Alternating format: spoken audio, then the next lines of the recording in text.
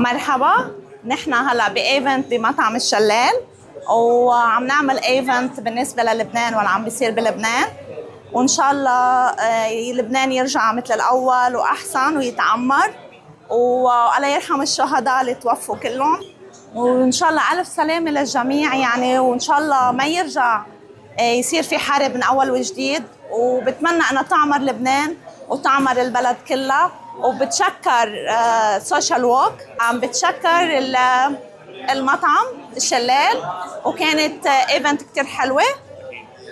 وبتشكركم جميعا وكتير حلوه، وانبسطت اني تعرفت على ناس مثلكم. Thank you so much.